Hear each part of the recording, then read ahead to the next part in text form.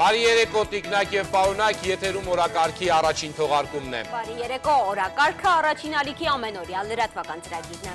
Նախ համարոտ այն մասին, թե ինչ ունենք հունվարի 5-ի օրակարգում։ Հայաստանը սկսում է տոնել Սուրբ Ծնունդը, ջրաքալույցի արարողության ամենավառ դրվագները Ռուզան Վարդերեսյանի ռեպորտաժում։ Սիրիական պատերազմի ընթացքում առաջին անգամ Արամ առաջինը Սուրբ Ծննդյան պատարակ կմատուցի Հալեպում։ Օրակարգի տաղավարում սպասում ենք պատերազմական Հալեպը ամենածանր պահերին չլքած միակ դիվանագետին։ Նոր համալրում հայկական տեխնոբանակում հայ գիտնականները առաջնագիծ են ուղարկում անորսալի կայան։ Երևան-Բաքու դիվանագիտական նոր առճակատում Ստրասբուրգում Ադրբեջանը փորձում է ԵԽԽՎ օրակարգ մտցնել հերթական հակահայկական զեկույցը։ Երևան-Ստամբուլ չվերթի անհեռատես ուղևորը ձերբակալվել է, խոշոր չափի թմրանյութը առգրավվել։ Գազի եւ հոսանքի հաշիվները թեթևանում են, որքան եւ երբ, տարեսկզբի գլխավոր թվաբանությունը։ Դիլիջանը հայրենիք է դառնում արաբ ատամնաբույժի համար, կիլով սուրճ խմելու եւ հայերեն սովորելու դժվարությունները։ Բարձունքներ, որ նվաճվեցին 2016-ին, հայ ալպինիստները հայկական եռագույնը հասցրել են աշխարհի ամենաբարձր լեռնագագաթներ։ Եվ Հայաստանում եղանակը փոխվում է, տաք օդային հոսանքները կշրջանցեն Երևանը։ Եվ այսպես Հայաստանում ջրաքալույցի արարողությամբ սկսվում է Սուրբ Ծննդյան տոնը։ Շատերի համար այն ավելին է, քան ամանորը ճոխ սեղանների շուրջ անցկացնելու սովորույթը։ Այս ժամերին արեգակից էլ վառ լույսի ջրակները մարդիկ եկեղեցուց տուն են տանում։ Ջրաքալույցի Սուրբ Պատարագը տարին 2 անգամ է մատուցվում Սուրբ Ծննդյան եւ Սուրբ Հարության տոներին։ Քրիստոս ծնավ եւ հայտնեցավ մեզ եւ ձեզ, մեծ ավետիս։ Այս ջրակը մեր տուն տանելով եւս մեկ անգամ ավետում ենք Աստծո որդու հայտնությունը։ Սա Քրիստոսի լույսն է, որ տանում ենք մեր տուն։ Քրիստոնյա ընտանիքներում այս ջրակի շուրջ համախմբվելը հատուկ խորհուրդ ունի։ Վերանայել մեր անցած ուղին, լուսավորել մեր հոգիներն ու լույսով պայքարել չարության դեմ։ Ջրաքալույցի պատարագը մատուցվում է հունվարի 5-ին Սուրբ Ծննդյան նախորդ օրը։ Դե Հիսուսի ծնունդն է այսօր։ Նպատակն է մեր փրկությունը։ Ասեք ջրակը ինչ խորհուրդով եք տուն տանում։ Ոյ, որ մեր ընտանիքի խաղաղություն պարգևի այս տարի, ես նոր տարին չգիտեմ, խաղաղություն, երջանկություն։ Որ մեր ընտանիքում միշտ լուսավորություն լինի, որ բոլորը մեր ընտանիքում երջանիկ լինեն։ Իմաստը Քրիստոսի ծնունդն է։ Խաղաղություն լինի ամենակարևորը։ Շատերն անգամ չիմանալով ջրակը տուն տանելու խորհուրդը մեծ հավատով են մասնակցում պատարագին, երկար հերթ կանգնում վառում իրենց մոմն ու անպայման ջրակը տուն տանում։ Տուն տանելու խորհուրդը այն է, որ մարդիկ ընտանիքը համախմբվի այդ լույսի շուրջ, այդ լույսով փորձի վերաարժևորել իր կյանքը եւ այդ լույսի ջերմությամբ զարդարվեն իրենց հոգիները։ Պիտի ցանկանա, որ մենք բոլորս այդ լույսի շուրջ համախմբվենք։ Վաղն արդեն հայ առաքելական եկեղեցին տոնում է Սուրբ Ծնունդը եւ մինչեւ հունվարի 13-ն ընկած ժամանակահատվածը հայկական ընտանիքներում կկատարվի տնօրհնեքի արարողություն։ Ռուզաննա Վարդերեսյան, Լիաննա Կարապետյան, Արմեն Անդրեասյան, Հակոբ Թումանյան, օրակարգ։ Սիրիական պատերազմի մոտ 6 տարվա ընթացքում առաջին անգամ այսօր Հալեպ է այցելել Մեծի տան ընկիլիկյո կաթողիկոս Արամ առաջինը։ Սիրիահայերը սպասում են պատմական պատարագի։ Մեծի տան ընկիլիկյո կաթողիկոսը Սուրբ Աստվածածին եկեղեցում արդեն հանդիպել է Հալեպի հայ համայնքի հետ, իսկ հունվարի 6-ին նույն եկեղեցում Սուրբ Ծննդյան պատարագ է մատուցելու։ 5 տարվա ընդմիջումից հետո Սիրիահայության մայրաքաղաքում ավերակված Հալեպում սպասում են կիլիկյո կաթողիկոս Արամ առաջինին։ Եկեղեցական երգչախմբի անդամները, հայ մարմնակրթական ընդհանուր միության սկաուտները չմոռացված ռեպերտուարով են դիմավորում կիլիկյո կաթողիկոսին Անթիլիասի միաբաններին Բերյո թեմի առաջնորդի ուղեկցությամբ։ Հալեպի ազատագրումից հետո հենց ջրագալույցին այս այցը քաղաքում մնացածների համար բացառիկ նշանակություն ունի։ Բարի եկացեք վեապարտել ձեր հարասատ զավակներում, ձեր հարասատ դամ, ձեր հարասատ թեմին, դերունական այս թեմին, ձեր հոպապետական յուրահատուկ այս այցելության Սիրիան ու հատկապես Հալեբն էր անցած 5 տարիներին մեր աղոթքների առանցքը։ Եկեղեցում հավաքված հալեպահայերին դիմեց Արամ առաջինը։ Նա ասաց, եկել է հայտնելու Կիլիկիո կաթողիկոսությունն ամեն ինչ անելու է Հալեպը, սիրիահայ գաղթօջախը վերածաղկեցնելու։ Իր ձևակերպմամբ Հալեպը պետք է վերահալեպանա։ Կտեսնեմ ու կվկայեմ, այստեղ եք, ասաց Արամ առաջինը։ Պիտի շարունակեք իր ազգային եկեղեցական կյանքը։ Ձեզի հետ եղան Հայաստանի մեր պետությունը, ձեզի հետ եղան մեր եկեղեցին, իր հայրապետական երկու աթոռներով։ Սիրիահայ գաղութի վերականգնումը Կիլիկիո կաթողիկոսը համարեց համահայկական մտահոգություն։ Իր վիրավոր հոտին գոտ է պնդեց աղոթքով։ Վաղը նույն Սուրբ Աստվածածին եկեղեցում հալեպահայերը կհավաքվեն Սուրբ Ծննդյան պատարագի Արամ վեհափառի մատուցմամբ։ Իդեպ Կիլիկիո կաթողիկոսը Սիրիայի պատերազմից հետո առաջին անգամ է Հալեպում, բայց տարբեր թեժ փուլերում այցելել է Լաթաքիա, Քեսապ, Թարթուս։ Սուսան Բադալյան, Պերճ Պողիկյան, օրակարգ։ Այս պահին մեզ է միանում պատերազմական քաղաքը ամենաթեժ օրերին էլ չլքած միակ դիվանագետը Հալեպում Հայաստանի գլխավոր հյուպատոս Տիգրան Գևորգյանը։ Բարի երեկո, պարոն Գևորգյան։ Բարի երեկո։ Շնորհակալություն, որ եկաք եւ առաջին հարցը, երբ եք պատրաստվում վերադառնալ Հալեբ։ Շնորհակալություն հրավերի համար, թույլ տվեք օգտվել այս առիթից եւ շնորհավորել մեր բոլոր հայրենակիցներին եւ մասնավորապես հալեպահայությանը ամանորի եւ Սուրբ Ծննդյան ուրախ տոների կապակցությամբ։ Վերադառնալու եմ մեկ շաբաթից եւ շարունակելու ենք մեր գործունեությունը, ինչպես որ վարել ենք այս ողջ ընթացքում։ Պարոն Գևորգյան, այս ամաննորը հարաբերական խաղաղության մեջ է դիմավորում Հալեպը։ Քաղաքի հայությունը ինչպես է, արդյոք այդքան ապահով է իրեն զգում, որքանով ապահով է զգում։ Վերջին մեկ շաբաթ 10 օրերի ընթացքում, ընթացիկ 10 օրերի ընթացքում կարելի է ասել, որ հարաբերական անդոր է Հալեպում, չեն լսվում պայթյունների եւ կրակոցների ձայները։ Եվ այս հարաբերական, կրկնում եմ, անդորը բավական մեծ ոգևորությամբ ընդունվեց համայնքի կողմից, քանի որ իսկապես համայնքը բավական ծանր տառապանքներ տարավ այս պատերազմական պայմանների ողջ ընթացքում եւ ռազմական գործողությունների արդյունքում, ինչպես նաեւ շատ ծանր սոցիալ-տնտեսական խիստ ճգնաժամի պայմաններում։ Իսկ հիմա ինչ վիճակ է, ջուր, գազ, լույս։ Ամեն ինչը պրոբլեմ է։ Առ այսօր ամեն ինչը պրոբլեմ է։ Էլեկտրականություն մոտ արդեն 1.5 տարի ընդհանրապես իսպառ չկա Հալեպում։ Ջրամատակարարումը կատարվում է ընդհատումներով, գազը նույնպես ընդհատումներով է մատակարարում բնակչությանը եւ հիմա ձմեռը եւ բավական դժվար է բնակարանների ջերուցման խնդիրը։ Պարոն հյուպատոս, Հալեպի ազատագրումից հետո այնուամենայնիվ վերադարձողներ եղան։ Նրանց մեջ արդյոք կան հայեր։ Հայաստանում սիրիահայերը մտավախություն ունեն, որ քանի դեռ ամբողջ Սիրիան մաքրված չէ ջիհադիստներից, Հալեպը վերադարձի ապահովություն չէ։ Ապահովությունը, կրկնում եմ, բավականին, այսպես ասած, հեղեղուկ է հիմա Հալեպում, բայց այնուամենայնիվ ես գիտեմ, որ կան բավական ցանկացողներ Հալեպ վերադառնալու։ Դեռ վաղ է խոսել վերադարձողների մասին, հայեր դեռ վերադարձողներ Հալեպ չկան, բայց կան մարդիկ, որոնք արդեն ուսումնասիրում են վերադառնալու եւ իրենց բնակարանները վերակառուցելու, վերանորոգելու եւ իրենց աշխատավայրերը նորից վերագործակցելու ուղղակի։ Լավ, զինյալները որքան հեռավորության վրա են այս պահին Հալեպից։ Հալեպ քաղաքից արևելյան շրջաններից զինյալների դուրս գալուց հետո իրենք տեղափոխվեցին դեպի Իդլիբ քաղաք, որը գտնվում է շուրջ 60-65 կիլոմետր Հալեպից, բայց Հալեպ նահանգից լրիվ դեռ դուրս եկած չեն զինյալ խմբավորումները։ Կառավարական բանակը ուր է հասել ջիհադիստների դեմ պայքարը։ Կառավարական բանակը կարելի է այսօր ասել, որ լիովին վերահսկում է Հալեպ քաղաքը եւ արևելյան շրջանները եւ արևմտյան շրջանները, որտեղ եւ կենտրոնացված են մեր հայրենակիցները, հայաբնակ շրջանները, բայց Հալեպ նահանգը դեռ ժամանակ կուզի, որպեսզի լրիվ Պարոն Գևորգյան, պարզ է, այս պահին Սիրիայի իշխանությունները շատ ակտիվ քննարկում են քաղաքը վերականգնելու մի քանի ծրագրեր, եթե ոչ հարյուրավոր, հայկական թաղամասերը, հայկական հաստատությունները վերականգնելու գործը մոտավորապես որքան ժամանակ, որքան միջոցներ կարող են պահանջել։ Նախ պետք է ասեմ, որ հայկական եւ եկեղեցիները եւ մշակութային մարզական միությունները եւ տարբեր կազմակերպություններ այս ողջ ռազմական գործողությունների ընթացքում չեն դադարել գործունեությունը, չի կանգնել գետ մեկ օր։ Բայց այդուհանդերձ պետք է ասեմ, որ հայկական թաղամասերը լուրջ վնասներ են կրել իմ մասնավորի Նոր գյուղ կոչվող թաղամասը, որը ես գնացի, այցելեցի, եւ շատ լուրջ վնասվածքներ կան։ Հիմա ներկայումս քննարկվում է համայնքային մակարդակով վերակառուցման աշխատանքների ծրագիր կազմել եւ ֆոնդ ստեղծել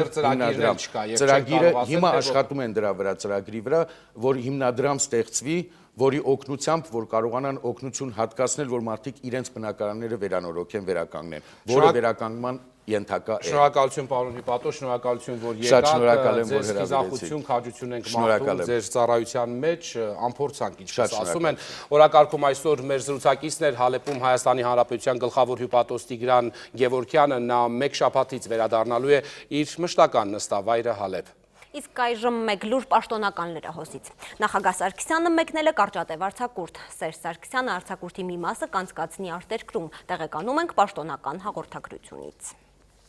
Վերջին տեղեկությունները առաջնագծից գիշերը հակառակորդը հրադադարը խախտել է մոտ 40 անգամ, հրաձգային զենքերից արձակվել է 500 կրակոց։ Պաշտպանության բանակը հայտարարում է, որ մերոնք պատասխան գործողությունների չեն դիմել, իրավիճակը պահում են իրենց բառերով զգոն վերահսկողության տակ։ Առաջնագծում արդեն ծառայության անցած հայկական տեխնոզինվորների բանակում նոր համալրում է սպասվում։ Երևանի կապի միջոցների գիտահետազոտական ինստիտուտը նախագծում է մի կայան, որը կարող է ճշգրտորեն որոշել հակառակորդի թռչող սարքերի տեղը եւ ուղղությունը։ Ընդ որում այդ նորագույն սարքերը կարող են լրիվ աննկատ մնալ հակառակորդի համար, իսկ եթե հանկարծ սահմանի հակառակ կողմից տեսնեն դրանք, կայանները արագորեն կվերադիրքավորվեն։ Սա առաջին հայկական 3G կապն է։ Հայկական 3G-ն առաջին անգամ փորձարկեցին ազատամարտի տարիներին ինքնորոշվող Արցախի սահմանին։ Տեղական արտադրության կապի միջոցով 4000 մարդ կարող էր խոսել կամ կոդավորված տվյալներ հաղորդել։ Նույն արտադրողից այժմ արդեն նորագույն տեխնոլոգիական մշակմամբ սարքավորումները տեղադրվել են սահմանագծի երկայնքով ու որսում են թշնամու անօդաչու թռչող սարքերը։ Մենք իրավունք ունենք մշակելու, իսկ արդեն ոնց օգտագործեն եւ այլն, դա արդեն ուրիշ մասնագիտություն է եւ դա բանակի գործ է։ Խիստ գաղտնի կնիքի տակ են ոչ միայն սարքերի նախագծերը, այլև տեղակայման վայրերը, անգամ պատկերը։ Ցույց ենք տալիս միայն առանձին դետալներ։ Ադրբեջանից թռչող ցանկացած օբյեկտ օդաչուով կամ առանց բոլոր կոորդինատներով գրանցվում է հայկական կողմում։ Սարքերը հետևելու պարզել են։ Ադրբեջանից 3-4 տեսակի անօդաչու է թռչում, իսրայելական եւ ադրբեջանական արտադրության։ Հայկական սարքը դրանք որսում է, մնալով աննկատ։ Ագին պարամետրեր կա իր մեջ, որ ինքը անդադ փոփոխում է։ Եթե միտեղ աղմուկ ես դնում, խանգարը չես դնում, ինքը իր պարամետրերը փոխում է եւ սկսում է աշխատել ուրիշ տեղ։ Եվ դրանով ինքը դառնում է անխոցելի։ Երևանի կապի միջոցների գիտահետազոտական ինստիտուտը սարքերի հեղինակը դեռ 1978-ին փոստային գաղտնի կոդով էր ճանաչվում։ Մշակում էր արբանյակային կապի հանգույցներ խորհրդային բանակի համար։ Անձամբ Լեոնիդ Իլիչն է օգտվել։ Մեր մոտ մշակված հանգույցները օգտագործվել էին երկրի ղեկավարի պայուսակի այդ ատոմային ստեղնաշարի, այսպես ասած, ղեկավարման համար։ Հիմա եվրոպական, ասիական, անգամ աֆրիկյան պետություններն են գործարքներ կնքում ինստիտուտի հետ։ Վարկյանների ճշգրտությամբ, մասնագիտական լեզվով 16 բիտ, այս սարքը ցույց է տալիս պտտվող մարմնի անկյունը։ Օրինակ անտենան պտտվում է։ Մենք պետք է իմանանք տեսնենք այդ անտենան ինչ ճշտությամբ է պտտվել, ինչ անկյան տակա կանգնած, որպեսզի ուղղությունը գտնենք։ Այ որպեսզի այդ հաշվենք, այս անկյունակոտ տվիչն ենք օգտագործում։ Տեղական արտադրության ռադիոմոդեմներ, այդ թվում GPRS, տեղորոշիչ կայաններ, ակտիվ անտենային համակարգ։ Այս տրանսֆորմերները կարող են տեղափոխվել, բացազատվել ու դառնալ 33 քառակուսի մետրանոց հրամանատարական կետ։ Մոբիլ այս համակարգերը կարող են կանգնել ինչ-որտեղ եւ ծառայել կապի հանգույց։ Մշակումները հերթով հենց լիարժեք են դառնում, ներկայացվում են Պաշտպանության նախարարություն։ Շատ սարքեր արդեն սահմանին են, մյուսները շուտով։ Աննա Բալյան, Արտակ Գևորգյան, Օրակարգ։ Առաջին ամանորը Սլոյանների ընտանիքում առանց Քյարամի։ Ապրիլյան պատերազմի հերոսի ընտանիքը եւ ընկերները նոր տարին տանը չեն դիմավորել։ Էնջին հոր եղբորը ընդամենը մի քանի անգամ է տեսել, վերջինը 2015-ի դեկտեմբերի 27-ն էր, այդ օրը Քյարամը վերադառնում էր Զորամաս։ Տնից մի քիչ բան տարավ, այդ տունածառի խաղալիքներ բան լրիվ տարավ հետը որոնդե զարդարի նոր տարին։ Ինքը ուրախ էր, սիրում էր նոր տարին։ Սլոյանների տունը թանգարանի է վերածվել մարտական ծառայության մեդալի եւ մարտական խաչ շքանշանի ասպետի թանգարանը։ Էնջին հանգիստ չի մնում, հոր եղբոր իրերը տեղից տեղ է տանում, զրուցում նկարների հետ, 2 տարեկան էլ չկա։ Տոներից Քյարամը հատկապես ամանորներ սիրում, վազվզում էր ձյան մեջ, ընկերներով հավաքվում էին տնետուն գնում, հիշում է հայրը, հիմա ձյան մեջ Էնջին է խաղում։ Ուրախ ենք մենք, որ ընկերները գալիս ենք տուն, մեր մոտն էլ ժամանակը լավ անցնում։ Քյարամը արդեն տանն էր լինելու, որոշել էր զորացրվելուց հետո էլ ծառայության ամենամտերիմ ընկերներին ու կապիտան Ուրֆանյանին չի մոռանալու։ Շատ էր գովում Ուրֆանյանին, ասում էր պապ, որ բանագից եկա, մի հատ գար կառնենք, կամանձերից կանչենք, գանք իրար հետ խորովաս կանենք։ 2017-ը Սլոյանները եւ Քյարամի ընկերները տանը չդիմավորեցին Քյարամի շիրմի մոտ։ Տունը, բակը, խոտի դեզը, մանկության այգին, շատ բաներ են պատմում հերոսի մասին, զինվոր, որ պատմություն գրեց։ Վոլոդիա Հովսեփյան, Վաչագան Պետրոսյան, օրակարգ։ Ստրասբուրգում դիվանագիտական նոր արժակատում է հասունանում ԵԽԽՎ հունվարյան նստաշրջանում մեր պատվիրակները պատրաստվում են հակահարված տալ Ալիևյան ռեժիմի հերթական հակահայկական գրոհներին։ Այսպես կոչված գրավյալ տարածքների վերաբերյալ հայտնի զեկույցի տապալումից հետո Ադրբեջանը փորձում է եվրապատգամավորների օրակարգ բերել մեկ այլ փաստաթուղթ, որտեղ կլինի Ադրբեջանի գրավյալ տարածքներ արտահայտությունը։ Այդ նախագիծը հակամարտության գոտիներում խոսքի ազատության մասին է։ I am Turkish and British. Ես թուրք եմ եւ բրիտանացի Ռոբերտ Վոլթերը երբեք չի թաքցրել սերը թուրքերի հանդեպ։ Իր թուրքական անձնագիրը հենց արտգործնախարար Չավուշօղլուից է ստացել։ Նրա հակահայկական զեկույցով սկսվեց անցած տարին Եվրոպայի խորհրդի խորհրդանական վեհաժողովում։ Բռնությունների Աճ Ղարաբաղում եւ Ադրբեջանի այլ գրավյալ տարածքներում վերնագիրներ դրել մտքի իր զեղմանը Վաղեմի խավիարակերը։ Do I like Azerbaijan caviar? Սիրում եմ խավիար։ Խավիար չեմ սիրում։ 2 անգամ եմ երևի կերել ամբողջ կյանքում։ Կինը թրքուհի է, ադրբեջանական Սոկար նավթային ընկերության բաժնետեր այս տիկինն է, Ֆերիդե Ալփ Վոլթերը։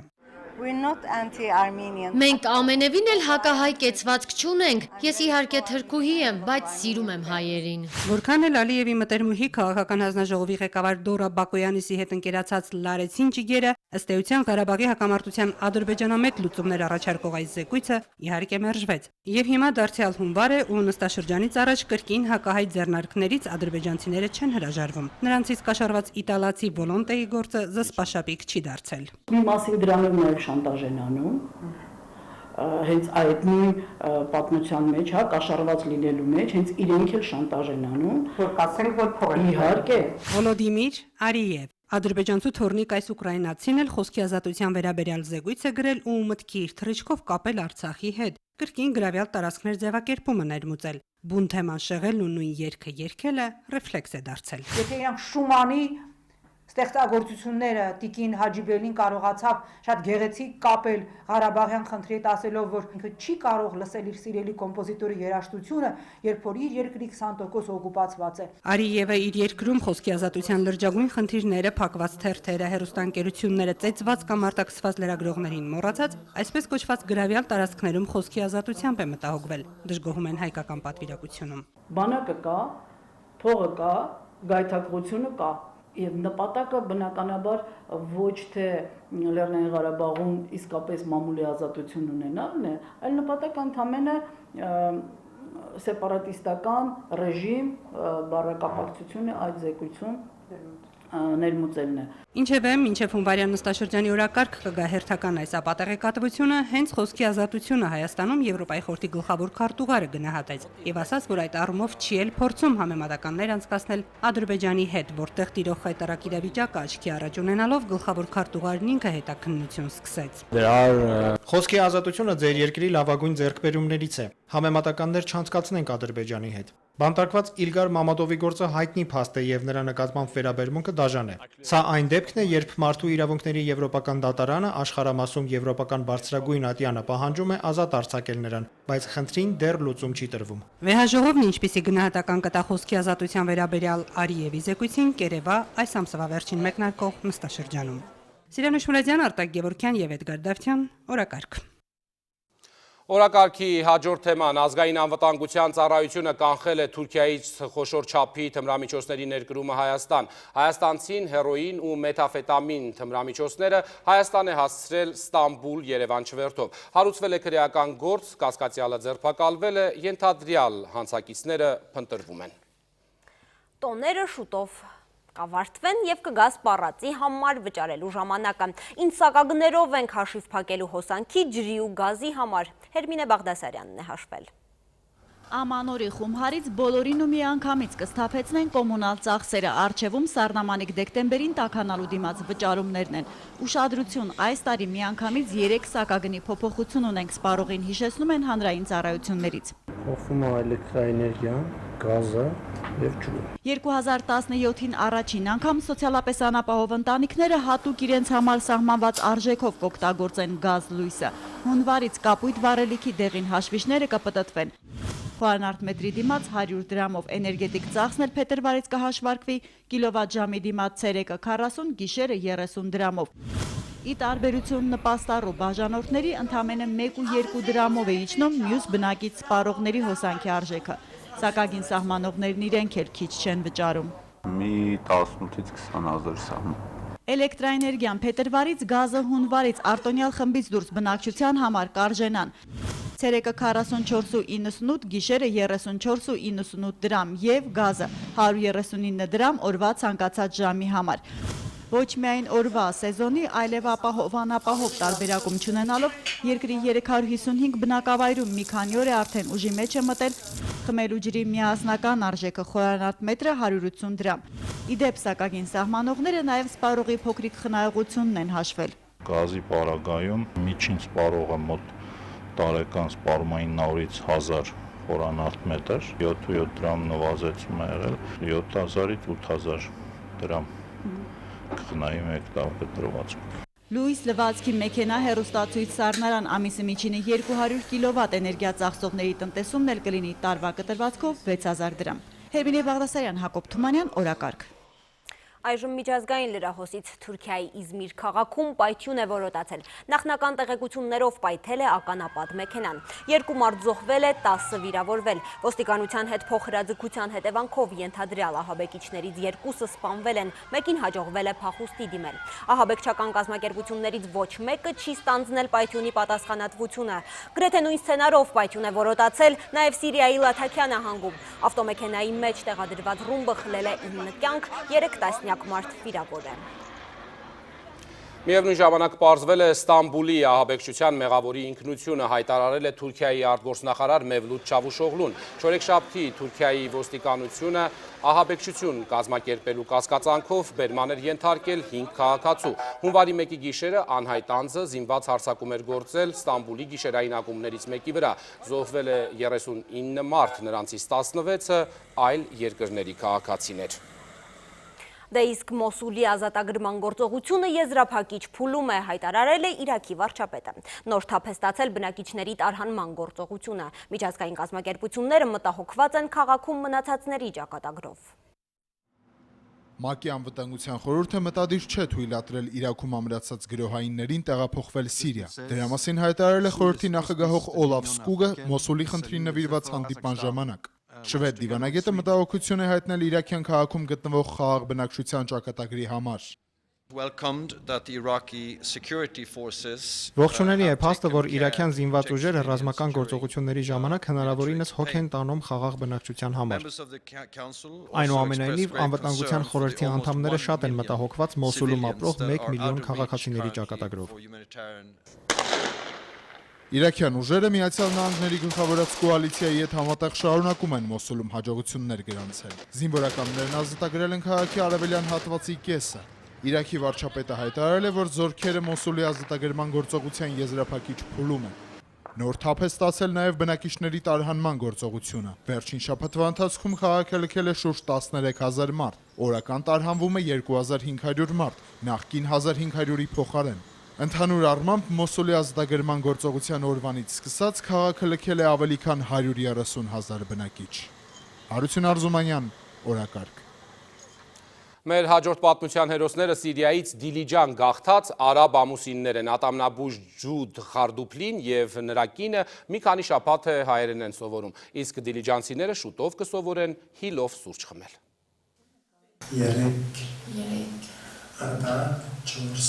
4 Ազգությամբ արաբ երիտասարդ ամուսինները Սիրիայից են, Ջուդ Խարդուփլին կնոջը հայերեն հաշվել է սովորեցնում, ինքն ավելի լրջորեն է զբաղվում ուսումնական ձեռնարկներով, հաջողություններ կան։ Բարև ձեզ, ոնց եք, գնել եք հայերեն չգիտեմ, զրեմ սվրել հայերեն լեզուն։ Մասնագիտությամբ ատամնաբույժ է, հայերենը նրա իմացած լեզուներից 6-րդն է, ասած սովորելը դժվար է, բայց հետաքրքիր։ 1.5 ամիս է ապրում են Դիլիջանում, լեզվից հետո երկրորդ խոչընդոտը անսովոր ցուրտն է, իսկ ընդհանրապես շատ են հավանել բնությունը մարդկանց։ Դիլիջանում մարդիկ շատ բարի են, բնությունը շատ գեղեցիկ։ Ջուդի լավ ռուսերենը Ուկրաինայից է, 2010 թվականին Դնեպրոպետրովսկի համալսարանն ավարտելուց հետո իր հայրենի քաղաքում Հալեպում բացել է սեփական ատամնաբուժարան։ Պատերազմը ամեն ինչ խլեց։ Ես այնտեղ կորցրել եմ իմ կլինիկան, բոլոր սարքավորումները եւ նյութերը։ Արդեն չէինք կարող դիմանալ։ Ամեն բան սկսելու են զրոյից։ Դիլիջանի համայնքապետարանը հոգում է նրանց կեցության եւ աշխատանքի հարցերը։ Սիրիայից գաղթած միակ ընտանիքը չէ։ Երկու ընտանիքները, արաբի ընտանիքը եւ հայ ընտանիքներից մեկը բնակվում են Ազբա հիմնադրամի եւ քաղաքապետարանի հետ համատեղ կառուցված շենքում, անվճար Օքսֆամ կազմակերպությունը վճարում է իրանց ծախսերը բնակարանի։ Նոր միջավայրին ընտելանալուն Ռամային օգնում է նաեւ երկու ազգային խոհանոցների որոշ նմանություններ՝ դոլման, սուրճը, միայն թե իրենք վերջում բուրմունքի համար հիլ են ավելացնում։ Եթե սուպերմարկետում իս ծանոթ մթերք չեմ հանդիպում, փույթ չէ, պատրաստում եմ հայկական ճաշատեսակ, դա նույնիսկ հաճելի է։ Ռամանաալը համակարգչային ինժեներ է, ամուսիններն ուզում են իրենց մասնագիտությամբ աշխատանք գտնել։ Ջուդ Խարդուփլին հիշում է, որ Հալեպում տարբեր դավանանքի մարդիկ ապրում էին համերաշխ, նոր տարին տոնում միասին, իսկ հիմա 2017-ից նրանց գլխավոր սպասելիքը խաղաղությունն է։ Որ խաղաղություն լինի ամենտեղ, որ մարդիկ հաշտ ապրեն, դա ամենակարևորն է։ Գայանե Թամամյան, Մհեր Թամրազյան, օրակարգ։ Լեռնային Հայաստանի լեռնագնացները աշխարհի ամենաբարձր գագաթներն են նվաճում։ Նրանք, ովքեր տեսել են աշխարհը վերևից, Էվերեստի գագաթին 2 անգամ ծածանել են Հայաստանի եւ Արցախի դրոշները։ 2016-ը լեռնային գագաթներ նվաճելու տարի էր, հայ լեռնագնացները հաղթահարել են վերելքներ ու աշխարհին նայել Էվերեստից, Էլբրուսից, Մոնբլանից, Մաթերհորնից, Կազբեկից, Դամավանդից։ Յուրաքանչյուր վերելք դիմակայում է քամուն, ցրտին, արևին, հսկայական ժայռերի վտանգներին։ Այդ ամենն արժե հաղթահարել, որովհետև գագաթին սպասում է աննկարագրելի վայելք։ Ոնց որ աշխարհը ոտքերի տակ լինի, ոնց որ դու ամենից վերևը լինես, ոնց որ դու մաքրվես, ոնց որ դու այլ ձև սկսես մտածել ամեն գագաթից հետո, ու այդ հրաշքը ամեն անգամ կրկնվում է։